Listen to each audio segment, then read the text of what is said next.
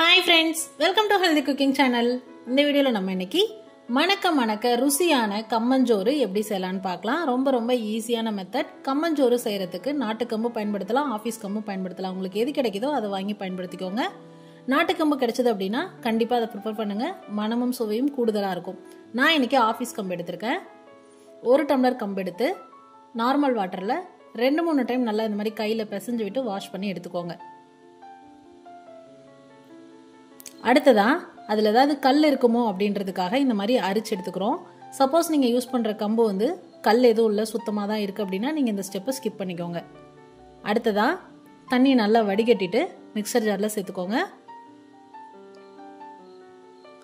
சேர்த்துட்டு கொஞ்சம் குருண பதமாக அரைச்சி எடுத்துகிட்டு வந்துடுங்க. ரொம்ப நைஸாக அரைச்சிங்க அப்படின்னா கம்மஞ்சோறு நல்லா இருக்காது, வலுவலுன்னு போயிடும்.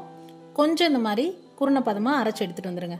அடுத்ததா நம்ம எதில் கம்மஞ்சோறு செய்ய போகிறோமோ அந்த பாத்திரத்தில் 1 கப் கம்பு எடுத்துக்கிட்டோம் அப்படின்னா 3 கப் தண்ணி, அதாவது 1க்கு 3ன்ற விதம் தண்ணி எடுத்துக்கோங்க. தண்ணி சேர்த்துட்டு நல்லா கொதி வந்ததுக்கு அப்புறமா நம்ம அரைச்சி வச்சிருக்கக்கூடிய கம்பு குருணையை அதில் கொஞ்சம் கொஞ்சமாக சேர்த்து கைவிடாமல் கிளறி விட்டுக்கோங்க, இல்லைன்னா கட்டி பிடிச்சிக்கும்.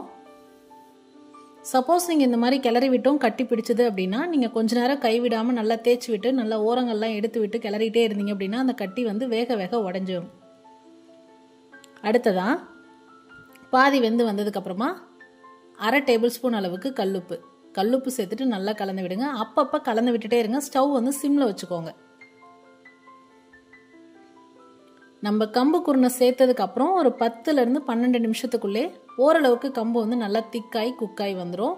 அது வரைக்கும் அப்பப்போ கலந்து விட்டுட்டே இருக்கணும். கொஞ்சம் திக்காயிடுச்சு அப்படின்னா கைவிடாமல் கலந்துக்கிட்டே இருந்தோம் அப்படின்னா தான் அடி பிடிக்காமல் இருக்கும்.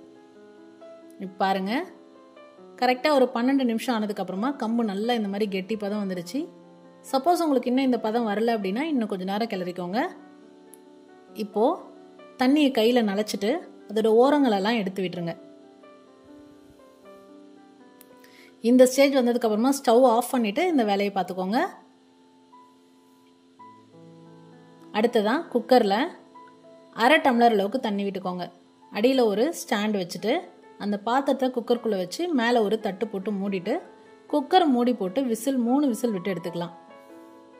மிதமான தீயில 3 விசில் விட்டு எடுத்ததுக்கு அப்புறமா நான் உங்களுக்கு காமிச்சிருக்கேன் பாருங்க. நல்ல கமகமான வாசனையோட கம்பு சூப்பரா வெந்து வந்துருச்சு. நல்லா அப்படியே மலர்ந்து வந்திருக்கு பாருங்க. நம்ம கிளறணும் அப்படின்னா அப்படியே உருண்டு வரும். கொஞ்சம் கூட அடி பிடிக்காம சூப்பரா ரெடி ஆயிடுச்சு கம்மஞ்சோறு. சூடாக இருக்கும் போது இந்த மாதிரி தான் இருக்கும். கொஞ்சம் ஆற விட்டுட்டோம் அப்படின்னா நம்ம உருண்டை பிடிக்கிறதுக்கு கரெக்டான பதம் வந்துடும். சூடாக இருக்கும் போது நம்மளால உருண்டையும் கையில் பிடிக்க முடியாது. ஒரு 10 நிமிஷம் ஆற விட்டுட்டு நீங்கள் அப்புறம் கொஞ்சம் வெதுவெதுப்பான சூட்டில் கையை ஈரத்தில் நனைச்சிட்டு குழம்பு கரண்டி எடுத்து அதில் எடுத்து நீங்கள் உருண்டை பிடிச்சிங்க அப்படின்னா சூப்பராக உருண்டை வந்துடும்.